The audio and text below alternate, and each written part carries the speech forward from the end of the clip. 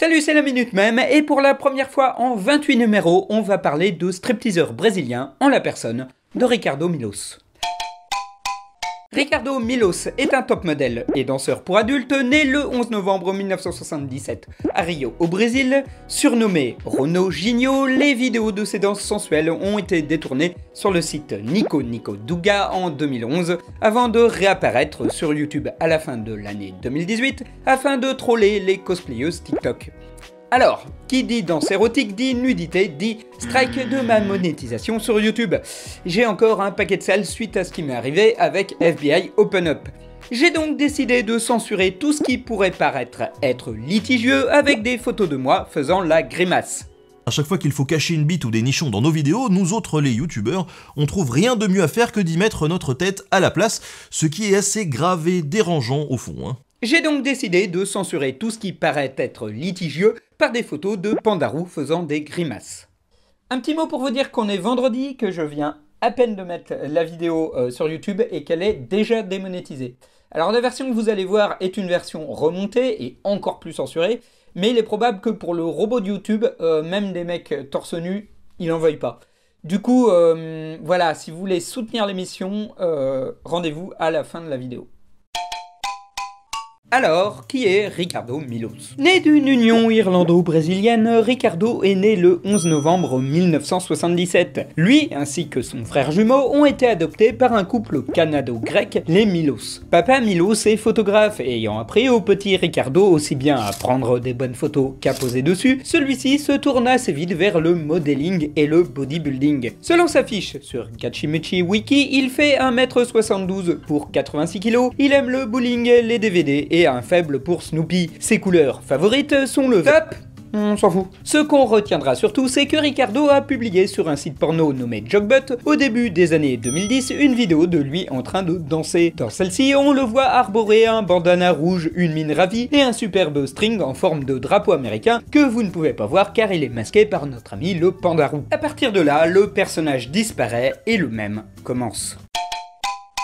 Très vite, la communauté Gachimechi s'empare de la vidéo et la poste le 15 octobre 2010 sur le site de streaming japonais Nico Nico Douga. Même s'il reste un personnage secondaire du Gachimechi, Ricardo Milos gagne vite le surnom de Ronaldinho, un jeu de mots s'articulant sur le nom du joueur de football brésilien Ronaldinho et l'adjectif G qui signifie se tripoter le popol. Pas ce popol-là. L'autre. La danse de Ronaldinho deviendra tellement célèbre qu'elle sera détournée le 14 juillet 2011 en une vidéo nommée Danced Like a Butterfly, dans laquelle le personnage de Yuyuko de Toho Project l'a reproduit sur la musique du morceau de Smile.dk, Butterfly. Je vous rassure, ce Butterfly là n'a aucun rapport avec le remix de Markiplier par Shmohoyo ou la chanson de Superbus. Superbus. Évidemment, cela inspirera des centaines de remix vidéo, mettant en scène aussi bien le medic de Team Fortress 2, la youtubeuse virtuelle Kizuna Ai et la quasi-intégralité du roster de Toho Project. Toujours est-il que la vidéo de Ricardo Milos disparaît petit à petit des radars, notamment à cause d'Alexander Pistoletov, l'homme qui faisait l'hélicobite devant la musique de Pirates des Caraïbes. Je vous aurais bien montré la vidéo en question, mais il va falloir que j'utilise beaucoup de pandarous. Et c'est quand même une espèce en voie de disparition, alors j'en manque. Néanmoins, après des années d'absence, la vidéo de l'ami Ricardo redevient à la mode sur l'internet russe. Durant l'été 2018, via des fans de Dota, notamment avec un montage le montrant en train de danser avec Howard l'Alien. Ces anciennes vidéos deviennent tellement populaires qu'au mois de septembre, l'équivalent russe de 4chan, un site dont j'ai du mal à prononcer le nom, se retrouve dans une phase de guerre civile entre ceux qui postent des gifs de Ricardo Milos et ceux qui postent des images de la cosplayeuse de TikTok, Bombi Bonkers. Cela inspire une vague de parodies type Bait and Switch où la danse de Milos est rajoutée numériquement dans les vidéos de celle-ci. Et après, on s'étonne qu'elle se soit barrée un temps de TikTok. Ouais, un temps. Apparemment, elle est revenue depuis ma vidéo de janvier, voilà. Et ça a l'air d'aller. On en est au point qu'à l'heure actuelle, le Reddit, consacré à Bombi Bonkers, mentionne clairement pas de post horrifique ou contenant Ricardo. Au cours du mois d'octobre, la guerre finit par se répandre sur le continent américain, via 4chan, Reddit ou les chats Discord dans lesquels celui-ci devient un émoticône très utilisé. Même à l'heure actuelle, on trouve encore pas mal de vidéos commençant par nous montrer des mèmes de TikTok et se finissant par la danse de Ricardo. Celui-ci se retrouve photoshopé à droite et à gauche et des petits malins ont donné son nom à des écoles sur Google. Vous aurez remarqué que j'ai beaucoup parlé du terme gachimuchi, mais je ne voulais pas expliquer. Le gachimuchi est un terme japonais dérivé de... Excuse-moi, Mad Dog, désolé de t'interrompre, mais est-ce que tu te foutrais pas un peu de ma gueule par hasard? Quoi? Non mais c'est rien, c'est juste que tu vois, il y a un an, dans les commentaires d'une de tes vidéos, je t'avais demandé si tu ne voulais pas faire une chronique sur Gachimuchi à l'occasion de la mort de Billy Rinton, et tu n'y avais pas l'air intéressé, tu m'as sûrement dit un truc du style, ah je sais pas, j'ai pas le temps, c'est trop compliqué, je dois écrire un livre, tout ça, bref. Mais là, je vois que quand il y a un Brésilien qui s'agite la nouille là, comme ça, sur TikTok, là par contre, c'est ta priorité numéro 1. Oh, je comprends, Eh bah si t'es si malin que ça, vas-y, explique-moi ce qu'est le gachimuchi. Vas-y, je te laisse un boulevard, vas-y, tu fais ce que tu veux, tu fais comme chez toi. Eh bien, puisque c'est aussi gentiment proposé, il faut savoir que Gachimuchi n'est pas qu'un mème. C'est tout un panthéon de demi-dieux musculeux, puissants et huilés, disposant de leur mythologie propre. Bon, plus sérieusement, Gachimuchi vient de la combinaison des termes japonais gachiri signifiant musclé ou athlétique et muchi-muchi, l'onomatopée d'un truc dodu, charnu ou voluptueux. Connu aussi sous les dénominations Gachimuchi Pants Wrestling ou Wrestling Series, Gachimuchi est un regroupement mémétique originaire du site japonais de diffusion vidéo Nico Nico Doga. Quand ce même a fait ses premiers pas sur le site en septembre 2007, il s'agissait de reprendre une vidéo de porno gay mettant en scène le mannequin culturiste Billy Rinton, faisant de la lutte libre en slip dans un gymnase, puis d'en détourner les extraits dans deux buts, le bait and switch et le montage vidéo parodique. Au passage, le bait and switch est une expression anglaise qui pourrait se traduire par appâter et changer et qui consiste tout simplement à vous faire croire que vous allez voir un truc et à vous en montrer un autre. Il faut savoir que pas mal d'internautes, surtout à l'âge adolescent, ont une conception, comment dire, très fragile de l'hétérosexualité et de la masculinité. Pas étonnant donc de les voir faire des farces à la rickroll du style « tu croyais cliquer sur une bonne annonce de jeu vidéo ? Eh ben non, c'est des gays en slip, lol, t'es gay maintenant, Il y a longtemps c'était peut-être vous, en plus. Mais cet aspect s'est fait heureusement éclipser par le plaisir de créer des remixes mélangeant images et musique appelés au Japon Automate, proche de YouTube Pop Music Video de chez nous. Ainsi, de plus en plus d'extraits de films porno mettant en scène Billy Rinton et ses collègues de travail ont été repris pour être utilisés dans ces fameux automates, détournant les sons et de grognements masculins et de claquements de mains sur des fesses de granit pour en faire autant d'instruments de musique, et reprenant les figures sculpturales et flamboyantes des acteurs pour créer des effets visuels délirants et bien léchés. Et à force d'agrandir la base de données de films érotiques gays pouvant servir de source pour ces parodies, c'est tout un Pokédex de personnages surpuissants et aux couleurs qui s'est créé. On a bien sûr Billy, surnommé affectueusement Aniki, grand frère en japonais, mais aussi le ténébreux homme de cuir Van Darkholm et son célèbre Fuck you. Le langoureux Danili alias Kazuya, le colérique Violante, Mark Wolf de son vrai nom, la drag queen ensorceleuse Chichi Larue, la fusion d'Obama et Hugo Chavez, Thomas Papillon qui fait absolument rien, ce monstre en plastique qui semble sortir dans Star Trek, et du coup, le trémoussant Ricardo Milos. D'ailleurs, si j'ai exploité peu charitablement un pandarou pour me servir de bandeau de censure, les amateurs de Gachimuchi ont utilisé une tête de bébé qui rigole. Si elle est issue d'un autre mème qui tournait déjà beaucoup sur toute chaîne, ce bébé, nommé Akasan, a lui aussi rejoint la grande famille du Gachimuchi.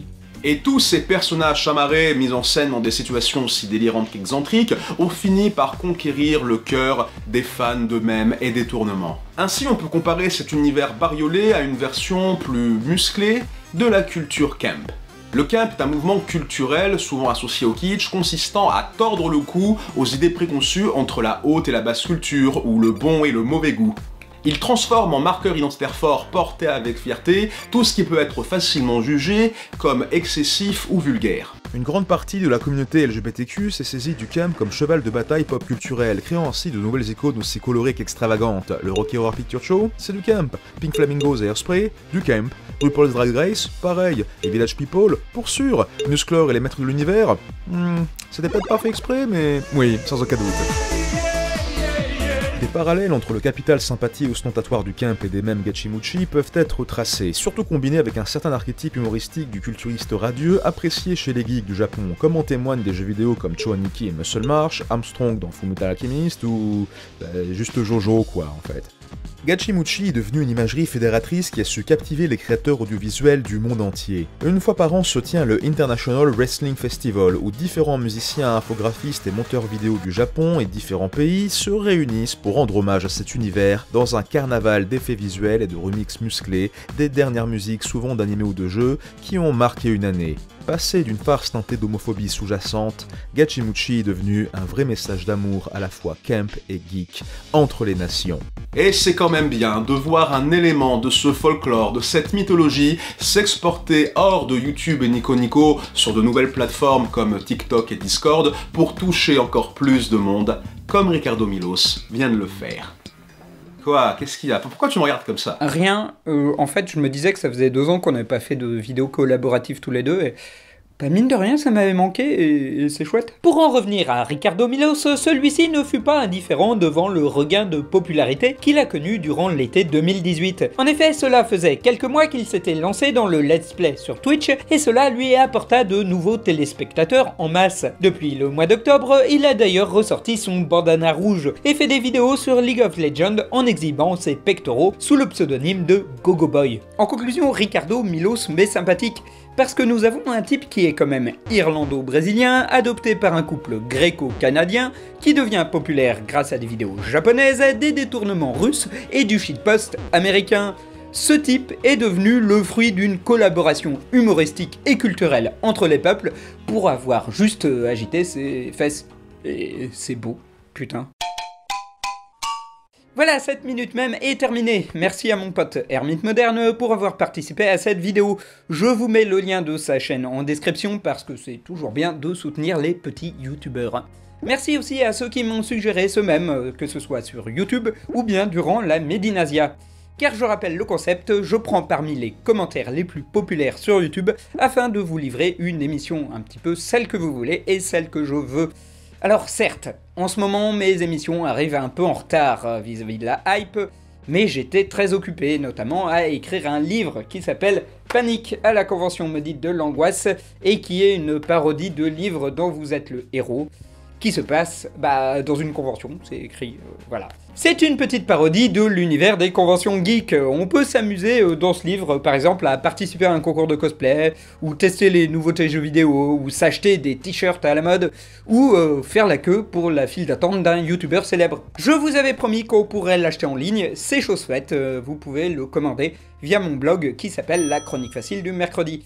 Alors bon, la boutique ne paye pas de mine, mais je vous rassure, les paiements sont sécurisés. Voilà, il y a de très grandes chances pour qu'au moment où vous regardiez cette vidéo, elle soit démonétisée. Alors, je vais faire un recours, mais sur FBI Open Up, ça avait rien donné, alors du coup, je sais pas trop, et du coup, ce qui est un peu embêtant, c'est que moi, ça m'a demandé 2 à 3 semaines de travail, de faire cette vidéo. C'était une vidéo que j'ai pris plaisir à faire, et je pense aussi que c'était une vidéo très demandée. Mais si je continue à avoir des sujets de vidéos où on me demande de faire des trucs et que je vais sciemment savoir que je ne vais rien toucher là-dessus, bah ça va pas me motiver à en faire d'autres. Et du coup, je pense qu'un recours comme ça, ça va être de me soutenir sur Tipeee. Parce que au bout d'un moment, je peux pas faire les trucs gratuitement. Vous n'aimez pas bosser gratuitement, je n'aime pas vraiment bosser gratuitement. Voilà, si vous voulez soutenir l'émission, il y aura la vente des livres, il y aura Tipeee, mais monétiser les vidéos va me rapporter de moins en moins d'argent. Déjà que ça m'en rapporte quasiment pas, alors... Allez, promis, au mois d'avril, je promets de faire un petit peu plus de vidéos, vous en aurez au moins 2 ou 3. Donc abonnez-vous pour ne pas les manquer. Voilà, à la prochaine.